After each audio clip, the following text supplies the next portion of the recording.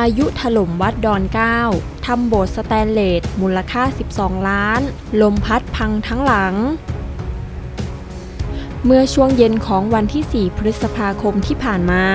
ได้เกิดพายุพัดถล่มอย่างแรงในพื้นที่อำเภอเดิมบางนางบวชจังหวัดสุพรรณบุรีโดยเฉพาะที่วัดดอนเกล้าหมู่ที่ 2 ตำบลบ่อกลุอำเภอเดิมบางนางบวชจังหวัดสุพรรณบุรี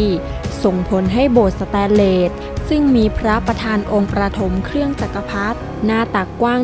118 นิ้วสูง5 เมตรที่กำลังก่อสร้างไปแล้วกว่า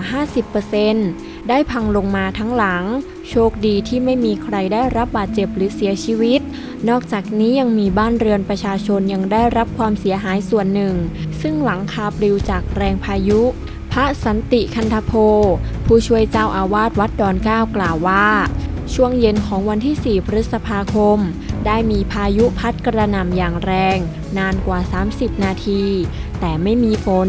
ทำให้โบสถ์สแตนเลสที่กำลังก่อสร้างไปแล้วกว่า 50% มูลค่ากว่า 12 ล้านบาทพังลงมาแต่องค์พระประธานปฐมทรงเครื่องจักรพรรดิที่สร้างเสร็จแล้วยังตั้งอยู่ในโบสถ์ไม่ได้รับความเสียหายแต่อย่างใดซึ่งจะได้ประสานสำนักพุทธศาสนาสุพรรณบุรีเข้ามาร่วมตรวจสอบความเสียหายต่อไปพร้อมกับเรียกผู้รับเหมา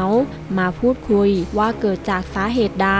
และจะช่วยทางวัดซ่อมแซมได้มากน้อยแค่ไหนด้านนายวัฒนายั่งยืนนายอำเภอเดิมบางนางบวชจังหวัดสุพรรณบุรีกล่าวว่าเบื้องต้นได้เข้าไปตรวจสอบความเสียหายแล้วพร้อมจะได้พูดคุยกับผู้รับเหมา